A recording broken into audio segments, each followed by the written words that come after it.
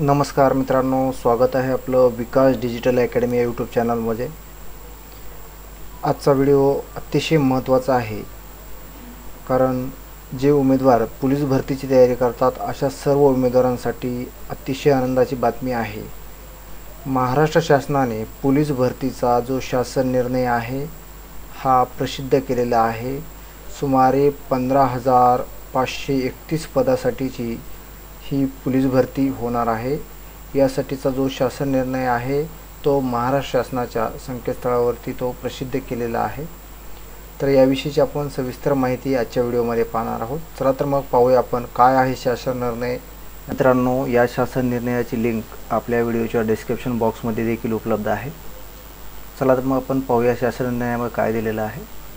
Maharashtra police दलातील police शिपाई व कारागृह विभागातील कारागृह शिपाई वर्गातील रिक्त पदे भरण्यासाठी राबविण्यात येणाऱ्या भरती प्रक्रियेस मान्यता देण्याबाबत ही जी प्रक्रिया आहे यास आता महाराष्ट्र शासनाने मान्यता दिलेली आहे।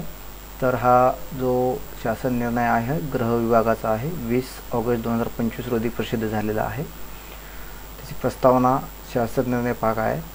महाराष्ट्र राज्य पोलीस दलातील पोलीस शिपाई तसेच कारागृह विभागातील कारागृह शिपाई संवर्गातील 1/1/24 ते 31/12/24 या कालावधीत रिक्त झालेली व दिनांक 1/1/25 ते 31/12/25 या कालावधीत रिक्त होणारी 15,631 पदे भरण्याकरिता उपलब्ध होणार आहेत। सदर पदांचा तपशील खालीलप्रमाणे आहे। पोलीस शिपाई 12,399 पदे आहेत। पोलीस शिपाई चालक 234 पदे आहेत। बँड्समॅन 25 पदे। सशस्त्र पोलीस शिपाई 2,393 पदे। कारागृह शिपाई 580 पदे अशी एकूण 15,631 पदांची ही पदभरती होणार आहे। त्याचबरोबर याच्यामध्ये काही महत्त्वाचे मुद्देसुद्धा आपण या ठिकाणी पाहणार आहोत। या ठिकाणी पहा, वित्त विभागाचा जो संदर्भ क्रमांक 1 आहे येथील 30/9/2022 रोजीच्या शासन निर्णयाद्वारे ज्या प्रशासकीय विभागांची सुधारित आकृतिबंध अंतिम मंजूर केले आहेत अशा प्रशासकीय विभागांना सुधारित आकृतिबंधातील महाराष्ट्र लोकसेवा आयोगाच्या कक्षेतील पदे वगळता अन्य विभागातील सरळ सेवा कोट्यातील रिक्त असलेली पदे 50% भरण्यास अनुमती देण्यात आली आहे। हा जो वरील संदर्भ क्रमांक 1 आहे यानुसार जे आकृतिबंध आहे सुधारित त्यातील जे मंजूर पदे आहेत त्यापैकी 50% भरण्याचीच अनुमती दिलेली आहे। परंतु पुढे काय म्हणते बघा, राज्यातील कायदा व सुव्यवस्थेच्या अनुषंगाने पोलीस शिपाई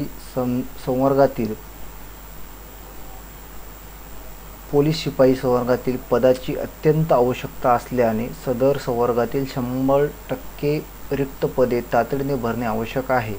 त्या अनुषंगाने महाराष्ट्र राज्य पोलीस दलातील पोलीस शिपाई तसेच कारागृह विभागातील कारागृह शिपाई संवर्गातील उपरोक्त नमूद 15,631 पदे 100% भरण्यास वित्त विभागाच्या संदर्भ क्रमांक 1 येथील 30/9/2022 रोजीच्या शासन निर्णयातील तरतुदीतून सूट देण्यात आली आहे। परंतु ही जी पदे आहेत अत्यंत आवश्यक आहेत, त्यामुळे या जे 50%ची अट होती त्यातून याला सूट देण्यात आलेली आहे। तसेच पहा, सामान्य प्रशासन विभागाच्या 4 मे 2022 व दिनांक 21 नोव्हेंबर 2022च्या शासन निर्णयातील तरतुदीमधून शिथिलता देऊन पोलीस शिपाई भरती सन 2024-25ची भरती प्रक्रिया घटक स्तरावरून राबविण्यात तसेच OMR आधारित लेखी परीक्षा घेण्यास मान्यता देण्यात आली आहे।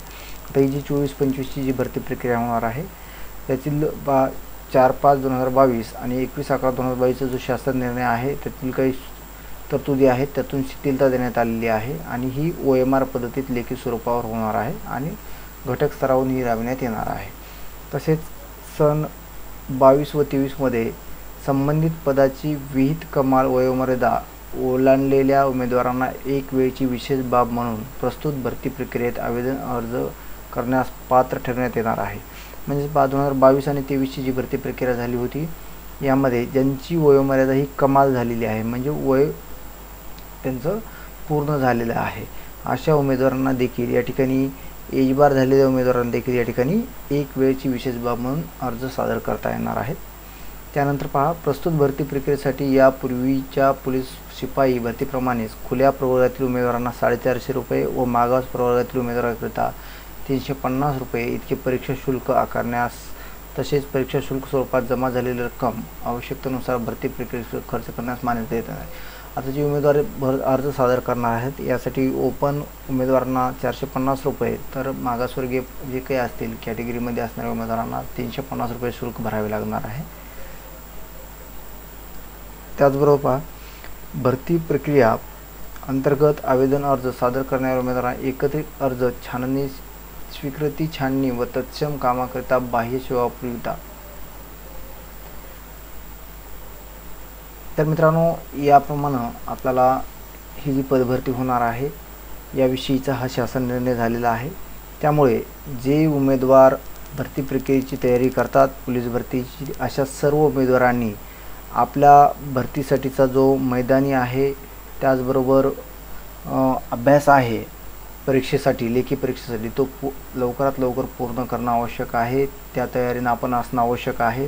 सोबतच भरती प्रक्रियेसाठी अर्ज सादर करण्यासाठी आवश्यक असणारे जे कागदपत्र आहेत हे देखील सर्व कागदपत्र आपल्याकडं जाहिरात प्रसिद्ध होण्यापूर्वी आपण काढून ठेवणं आवश्यक आहे, जेणेकरून आपल्याला कुठल्याही टप्प्यावरती आपल्या भरती प्रक्रियेमध्ये अडथळा येणार नाही किंवा आपल्याला त्याची कुठलाही त्रास होणार नाही याची काळजी सर्व उमेदवारांनी घ्यायची आहे. मित्रांनो, जर हा व्हिडिओ आवडला असेल तर या व्हिडिओला नक्कीच लाईक करा आणि असेच नवनवीन व्हिडिओ पाहण्यासाठी आपल्या चॅनलला सबस्क्राईब करायला विसरू नका. धन्यवाद.